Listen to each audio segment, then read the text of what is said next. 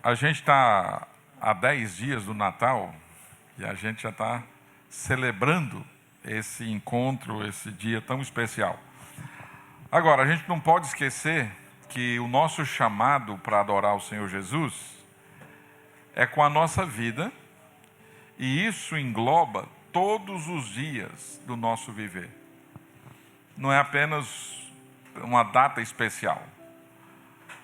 A Bíblia diz que Deus nos criou para adorá-lo. A função principal da nossa existência é adorar o Senhor, que envolve se alegrar nele, estar contente nele. É termos como alvo de satisfação a pessoa do Senhor. Por isso nós o adoramos todos os dias. E hoje é um dia que nós escolhemos para juntos exaltarmos o nome do Senhor Jesus. E eu selecionei alguns textos para fazer um ligeiro resumo, porque você pode resumir a vida de Jesus em 3 eventos: a manjedoura, a cruz e a ressurreição. Isso resume um pouco. Agora, é muito pouco, porque João disse que se fosse registrar tudo que Jesus fez, tudo que Jesus ensinou, não era possível. Ia faltar papel. Porque Jesus é muito mais do que todas essas coisas. Mas você note que nesses 3 desenhos tem uma coisa em comum. Na manjedoura não tem ninguém, na cruz não tem ninguém, e no sepulcro também não tem ninguém. Porque Jesus está à destra do Pai, intercedendo por nós, aguardando no tempo determinado pelo Senhor para retornar. Mas para nossa compreensão, isso é suficiente para a gente pensar aqui. A manjedoura, alguns versículos. Eu gosto muito de João 1, porque foi o texto que Deus clareou a minha mente para entender quem é Jesus e o que ele veio fazer aqui. Mateus, Marcos não, mas Lucas, eles traçam a genealogia de Jesus, eles gastam tempo falando do seu histórico familiar, e João está mais interessado em mostrar Jesus como sendo Deus. E ele diz, olha, antes da criação do mundo, no princípio, antes que o mundo existisse, Jesus era o Verbo. E João diz que o Verbo estava com Deus, e ele afirma que o Verbo era Deus. E no versículo 14, nós somos informados de que o Verbo se fez carne e habitou entre nós, cheio de graça e de verdade, e vimos a sua glória, glória como a do unigênito do Pai.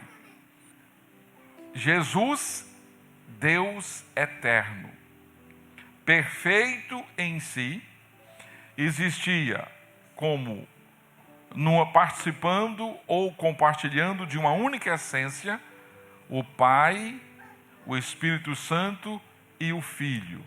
3 pessoas distintas que compartilham da mesma essência. É isso que as Escrituras nos revelam sobre Deus. E num determinado momento da história, Jesus, Deus eterno, junto com o Pai e com o Espírito, se torna humano, se torna carne e habita entre nós. Agora, por que Jesus Cristo faz isso? Teria Jesus alguma necessidade? Sendo Deus, ele é perfeito. Logo, este evento não foi porque ele tinha alguma necessidade, mas a necessidade era nossa. Mas por quê? Deus ter que fazer um esforço, algo tão grandioso, porque para Jesus isso é chamado de humilhação. Se você como humano se torna divino, opa, aí você ganhou uma baita promoção. Mas Jesus fez um caminho inverso. Sendo rico, se fez pobre. Sendo divino, se faz humano. Sem nenhum limite, e daqui a pouco se torna limitado. Se torna humano. Mas por que ele faz isso? Porque na sua humanidade, Jesus veio para se identificar conosco. Para ser um de nós. Então ele é Deus, e ao se encarnar, ele se torna humano. E ele tem duas naturezas. Ele tem natureza divina e natureza humana. Ele não deixou de ser Deus, mas ele agora se tornou também humano. Literal, não era um fantasma, não é um espírito, não, humano. Deus, homem. Exatamente porque existia a necessidade de salvar a humanidade. E entre os humanos ninguém poderia fazer isso, porque todos estavam classificados como pecadores. E um pecador jamais poderia morrer por outro pecador. Não resolveria o problema. Porque Deus, sendo justo e perfeito em si, criou o ser humano para se relacionar com ele, mas a entrada do pecado quebrou-se. Criou-se um abismo nesse relacionamento. Deus perfeito não pode se relacionar com pecadores. Não pode se relacionar com imperfeitos. Porque é de outra natureza. Então, como resolver esse problema? Jesus Cristo nasceu da Virgem sem pecado e agora humano e divino. Duas naturezas, divina e humana. Como divino, Jesus traz a divindade que tinha se distanciado por causa do pecado até nós, e como humano, a humanidade que estava distante de Deus é levada. Por isso que mais adiante no Novo Testamento vai dizer que Jesus Cristo é o mediador perfeito entre Deus e os homens. É o único que pode fazer essa mediação. Essa mediação não é feita por igreja, não é feita por pessoa ou pessoas. Ela é feita unicamente por meio de Jesus. É o único que é Deus e homem ao mesmo tempo. Não tem ninguém dessa maneira. Nenhum humano poderia, e se fosse só divino também não poderia. Não atenderia à exigência de Deus. Então, por isso, Jesus se torna homem. E eu fico imaginando como foi que eles chegaram a essa conclusão. Pai, Filho e Espírito Santo conversando. Mas, de qualquer forma, a gente sabe que o Filho se propôs a se tornar humano e fazer esse processo de identificação com a humanidade. Para ele foi diminuir. Por exemplo, Deus que nunca tinha sono, Jesus teve sono, fome, cansaço. Jesus não estava em vários lugares ao mesmo tempo, mas ele nunca deixou de ser Deus. Ao mesmo tempo ele sabia o que as pessoas estavam pensando. Único na história. Ele veio para se identificar conosco. Nasceu, cresceu, teve um ministério que durou por 3 anos, até ser crucificado. Deus se faz homem, e Paulo, quando vai descrever esse evento, ele diz, olha, ele foi obediente à determinação divina até a morte. Como se não bastasse só morrer, e morte de cruz. A morte mais vergonhosa que tinha naqueles dias. Agora, se ele era perfeito, ele não foi à cruz por causa dos pecados dele, mas dos nossos. Paulo diz, olha, Deus prova o seu próprio amor para conosco pelo fato de ter Cristo morrido por nós, sendo nós ainda pecadores. Olha só, isso foi um ato de amor, não foi por necessidade dele, não foi porque alguma coisa deu errado, não foi porque o plano falhou, não. Demonstração de amor. Morrido por nós. Ou seja, nós merecíamos a morte por causa do nosso pecado, e ele ir à cruz, ele estava nos substituindo. E ele recebeu no próprio corpo a punição, a ira divina. Por quê? Como é que Deus, justo, perfeito, ia se relacionar com um pecador? Então alguém tinha que pagar a dívida do pecador. E aí Jesus, ao ir à cruz, ele morre em nosso lugar, ele está pagando os nossos pecados.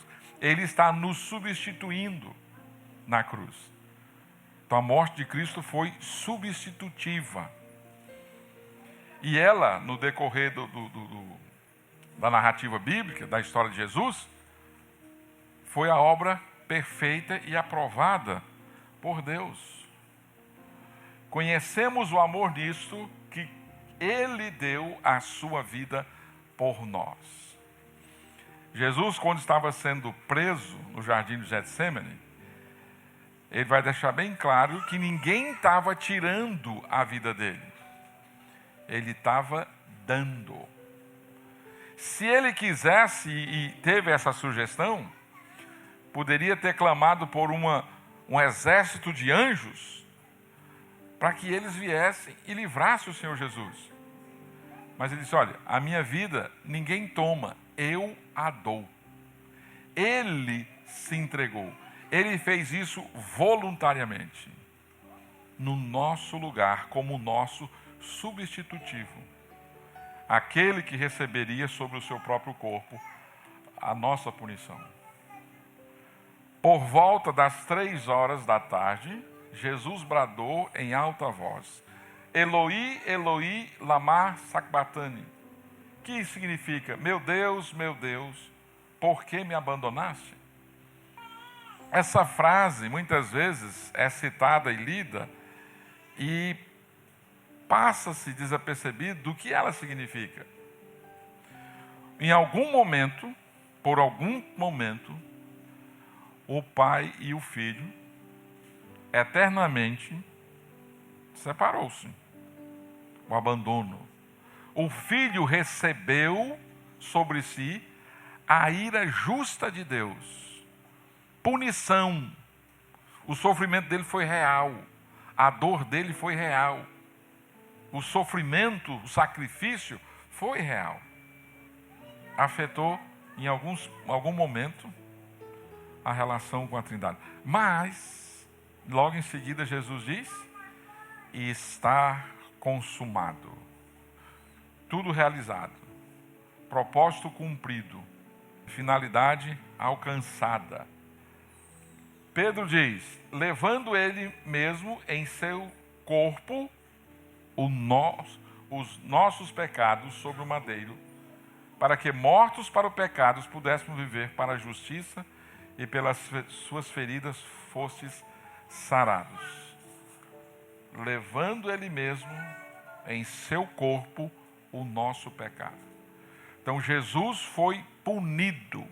A salvação é de graça para mim e para você, que cremos em Cristo. Mas ele pagou um preço. Teve um custo a vida dele. Diz a Bíblia que ele passou 3 dias no sepulcro e no 3º dia foi ressuscitado. As mulheres logo cedo foram até o túmulo para terminar ou fazer o trabalho de embalsamento e etc. com o corpo de Jesus, porque já tinha sido sábado. E quando elas chegaram lá, encontraram o sepulcro aberto, esculpido numa pedra, a pedra enorme, arredada. Porém, ele disse, o anjo que elas viram, não vos assusteis, buscais a Jesus, o Nazareno, que foi crucificado, já ressuscitou, não está aqui, eis aqui o lugar onde o puseram. Tá? O anjo deu provas. O pano que Jesus Cristo foi enrolado estava intacto.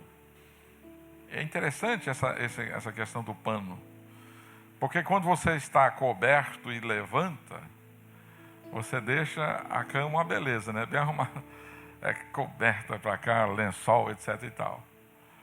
Mas se você simplesmente sai daquele lugar, de forma sobrenatural, o pano fica intacto. O anjo disse para as mulheres, olha aqui. Esse foi o lugar onde ele estava. Tudo intacto. Jesus ressuscitou. Mateus diz que os soldados que estavam guardando o sepulcro, porque estavam desconfiados que isso ia acontecer, foram subornados para dizer que os discípulos roubaram o corpo de Jesus. O fato é que, quando começa a perseguição em Atos 2, a coisa aperta. Se Tiago, do capítulo 12, tivesse ajudado no sumiço do corpo de Jesus, quando Herodes resolve passar a espada no seu pescoço, você acha que ele não ia dizer, ei, peraí, eu sei onde está o corpo. Calma. Será que alguém morreria por uma mentira? Será que esses apóstolos não entregariam? No entanto, eles morreram porque tinham plena convicção, além do fato de terem visto Jesus. Sabedores de que, havendo Cristo ressuscitado dentre os mortos, já não morre, a morte já não tem domínio sobre ele. Capítulo 6, Paulo faz uma observação que a nossa união com Cristo estava na cruz, na sepultura e na ressurreição. Então, se você crê em Cristo, você estava lá na cruz e aquela punição foi para o seu pecado. Quando Jesus foi sepultado, você foi sepultado, velho homem. E quando Cristo ressuscitou, você foi ressuscitado dentre os mortos. Ou seja, você não vai morrer mais. Não fisicamente vai, mas eternamente você não vai morrer. Por quê? Porque a morte não tem domínio sobre Jesus e não tem domínio sobre você que está em Cristo. Quando Jesus visita Maria e Marta, pela ocasião da morte de Lázaro, ele diz para ela, olha, que ele vai viver. Ela diz, não, eu sei, na ressurreição futura. Ele diz, olha, ainda que, eu sou a ressurreição, a verdade e a vida, né? Quem crê em mim, ainda que morra, viverá. Crês tu isso? Você crê que eu sou a ressurreição, que eu sou a vida, que eu sou a verdade? Vai viver eternamente. Esse é um fato essencial para você receber a salvação em Cristo. A Bíblia diz, se com a tua boca confessares Jesus como Senhor, se você reconhecer Jesus como Deus, declará-lo como Deus, e em teu coração creres que Deus o ressuscitou dentre os mortos, será salvo. Aí Paulo explica, porque com o coração você crê para a justiça, você crê para ser justificado por Deus, e com a boca você confessa a respeito da salvação.